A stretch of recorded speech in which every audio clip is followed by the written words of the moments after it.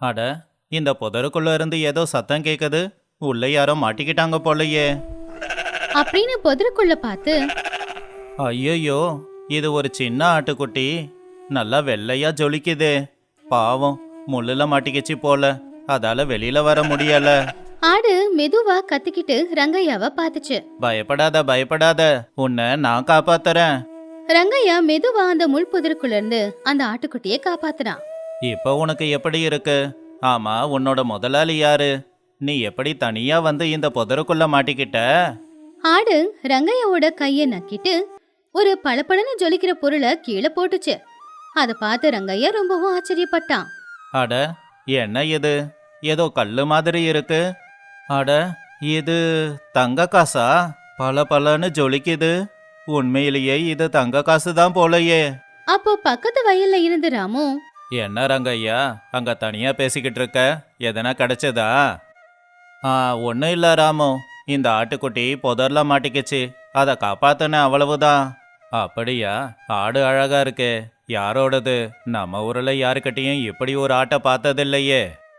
என்னமோ, இப்போதைக்கு இதை என்கிட்டயே வச்சுக்கிறேன். யாராவது தேடி வந்தா அவங்களுக்கு கொடுக்கறேன்.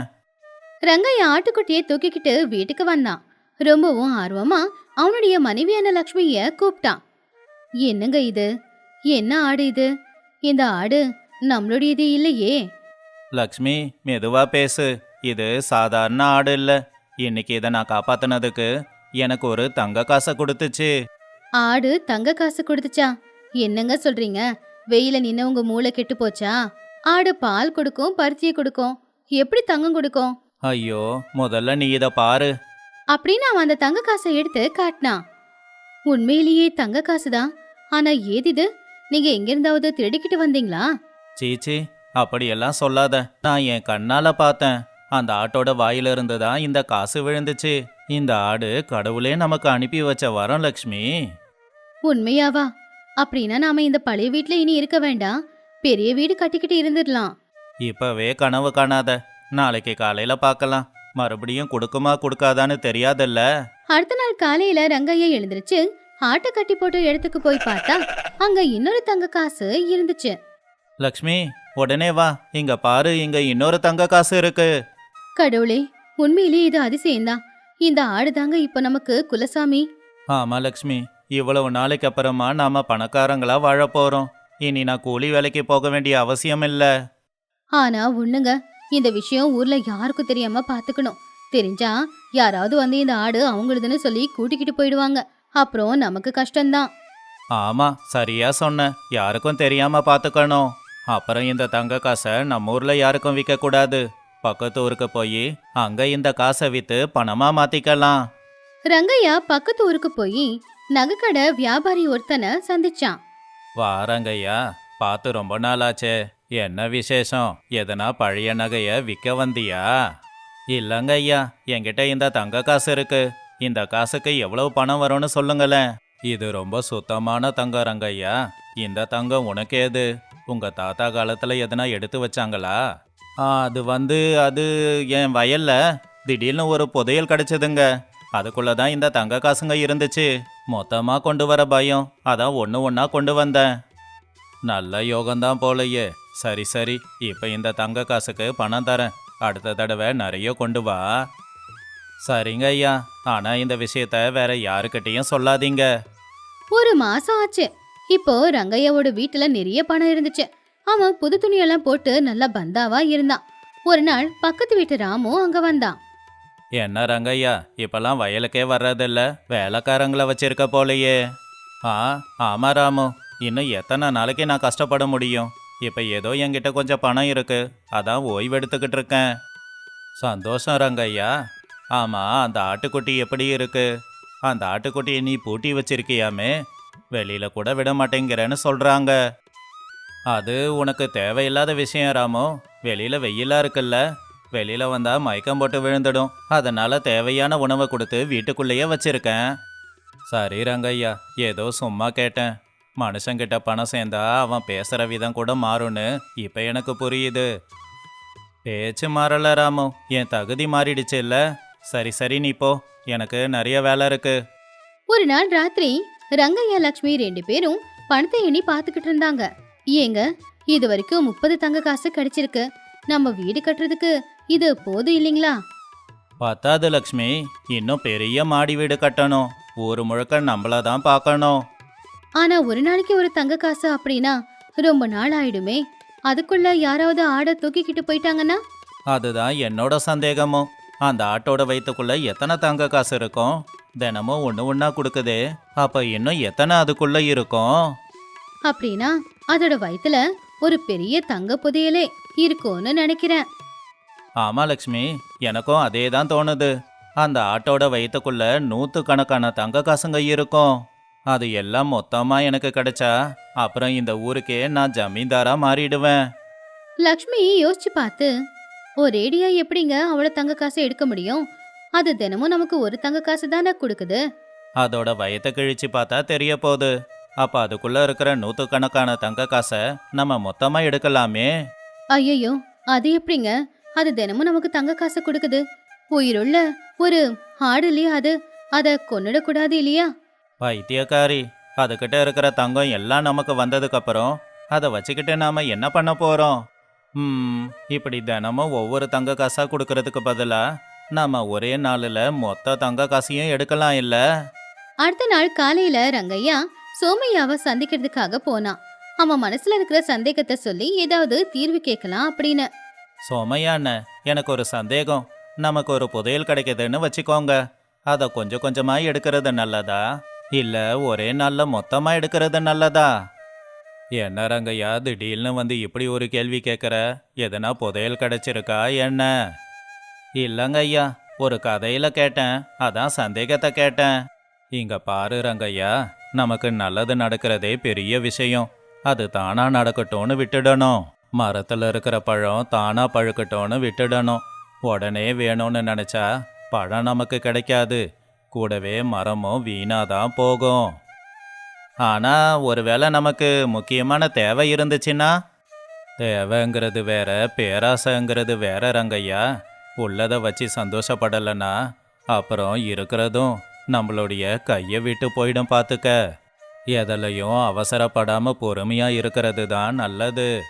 ரங்கையா அவனுடைய மனசுக்குள்ள, இந்த கிழவங்கிட்ட யோசனை கேட்க வந்தேன் பாரு, நான் எடுக்கிறது தான் முடிவு. அன்னைக்கு ராத்திரி நேரம் ரங்கையா கையில கத்தியை எடுத்தான். லக்ஷ்மி அதை பார்த்து பயந்து போயிட்டா. ஏங்க, வேணாங்க, இது பேராசை. பாவம், இத்தனை நாள நமக்கு தங்க காசு கொடுத்த உயிருள்ள ஜீவன் அது. அதை கொன்னுட்டு தங்கத்தை மொத்தமும் எடுக்கிறது தப்புங்க. சும்மா இரு லக்ஷ்மி, நீ இப்படி தான் பயந்துக்கிட்டே இருப்ப.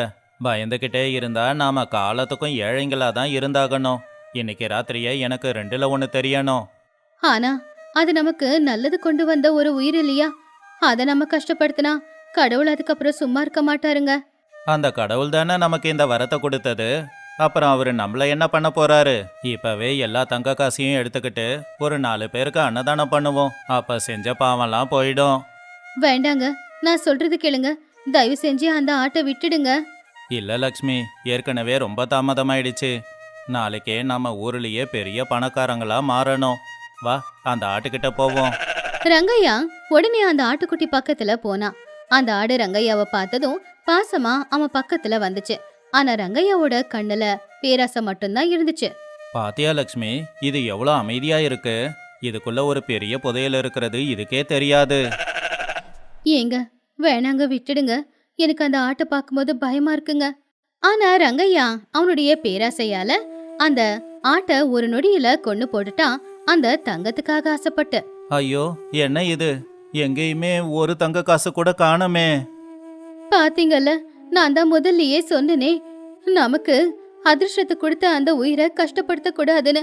இப்ப மொத்தமா எல்லாம் போச்சா? இப்போ நமக்கு தங்க காசு யார் கொடுப்பாங்க? இல்ல இல்ல லக்ஷ்மி, உள்ள எங்கேயாவது ஒரு இடத்துல இருக்கும். ஐயோ, எவ்வளோ தேடியும் தங்க காசு இல்லையே. ஐயோ, தினமும் ஒரு தங்க காசை கொடுத்துச்சே. என் கையாலேயே என் வீட்டுக்கு வந்த மகாலட்சுமிய நானே கொன்னுட்டேனே. அது தெய்வம் நமக்கு கொடுத்த பரிசுங்க. அந்த பரிசை நீங்க கொன்னுட்டீங்க. இனிமே அந்த ஆடும் இல்ல, தங்கமும் இல்ல. அடுத்த நாள் காலையில ரங்கையா வீட்டு திண்ணையில சோகமா உட்காந்துக்கிட்டு இருக்கும்போது அங்க ராமும் சோமையா 2 பேருமே வந்தாங்க. என்ன ரங்கையா, எதுக்கு ரொம்ப சோகமா இருக்க? பாவம் லக்ஷ்மி கண்ணுலயும் கண்ணீர் அப்படியே இருக்கே. என்னாச்சு ரங்கையா? ஊர் எல்லையில அந்த ஆடு அப்படி விழுந்து கிடக்குது. அதுக்கு என்னப்பா ஆச்சு? சோமையா அண்ணன், என்னை மன்னிச்சிடுங்க. நான் பேராசையால என் வீட்டுக்கு வந்த அதிர்ஷ்டத்தை நானே அழிச்சிட்டேன்னு. என்ன நடந்ததுன்னு விவரமா சொல்லு ரங்கையா. அந்த ஆடு தினமும் எனக்கு ஒரு தங்க காசை கொடுத்துக்கிட்டு இருந்துச்சு. அது வயிற்றுக்குள்ள நிறைய தங்க காசு இருக்கும்னு நினைச்சு அதை வெட்டி பார்த்தேன். அதுக்குள்ள ஒரு தங்க காசு கூட இல்ல. அட பாவி, என்ன சொல்ற? தங்க காசுக்காக அந்த ஆட்டையே கொன்னுட்டியா? உனக்கு கிடைச்ச வரத்தை இப்படி வீணாக்கிட்டியே. பாத்தியா ரங்கையா, நான் தான் நேத்தே சொன்னேன்னு, இருக்கிறத வச்சு திருப்தி அடைய தெரியாதவன் இல்லாததை நினைச்சு வருத்தப்படுவான்னு. அந்த மாதிரியே ஆயிடுச்சா? இப்ப உன்கிட்ட இருந்ததும் போச்சு. அந்த ஆடு உயிரோடு இருந்திருந்தா தினமும் உனக்கு ஒரு தங்க காசை கொடுத்துருக்குமே. ஆமாங்க அண்ணே, என் பேராசையால நான் அந்த ஆட்டை கொன்னுட்டேன். இனி தங்கமும் கிடைக்காது, நான் நிம்மதியா இருக்க போறதும் இல்ல. மறுபடியும் பழைய மாதிரி தான் மாறியாகணும் போல. சில நாட்களுக்கு அப்புறமா ரங்கையா கிட்ட இருந்த பணம் எல்லாமே செலவாயிடுச்சு. அவன் மறுபடியும் வயலுக்கு கூலி வேலைக்கு போக ஆரம்பிச்சான். என்ன ரங்கையா, மறுபடியும் வயலுக்கு வந்திருக்க? நீ தான் வெயில்ல கஷ்டப்பட மாட்டியே. இல்ல ராமு, நம்ம வாழ்க்கையில சுலபமா கிடைக்கிறது எதுவுமே நம்ம கிட்ட தங்காது. நம்ம கஷ்டப்பட்டு உழைக்கிறது மட்டும்தான் எப்பவும் நம்ம கிட்ட தங்கும். கவலைப்படாத ரங்கையா, நீ தான் மனசு மாறிட்டியே. நீ இங்க கஷ்டப்பட்டு வேலை செஞ்சா இங்கேயே உனக்கு தங்கம் விளையும். உண்மைதான் ராமு, இப்பதான் மனசுக்கு நிம்மதியா இருக்கு. அப்ப என்கிட்ட பணம் இருக்கும்போது கூட நிம்மதியா தூங்க முடியாது, பயமா இருந்துச்சு. அன்னைக்கு மதிய நேரம் லக்ஷ்மி புருஷனுக்காக சாப்பாடு கொண்டு வந்தா. ஏங்க வாங்க, உங்களுக்காக சாப்பாடு கொண்டு வந்திருக்கேன். லக்ஷ்மி, வயல்ல இறங்கி கஷ்டப்பட்டு உழைக்கும்போது அந்த தங்க காசு கிடைச்ச சந்தோஷத்தை விட எனக்கு இங்க நிறைய சந்தோஷம் கிடைக்குது. உண்மைதாங்க, இருக்கிறத வச்சு சந்தோஷப்படுறவன் தான் மனுஷன்னு சொல்லுவாங்க.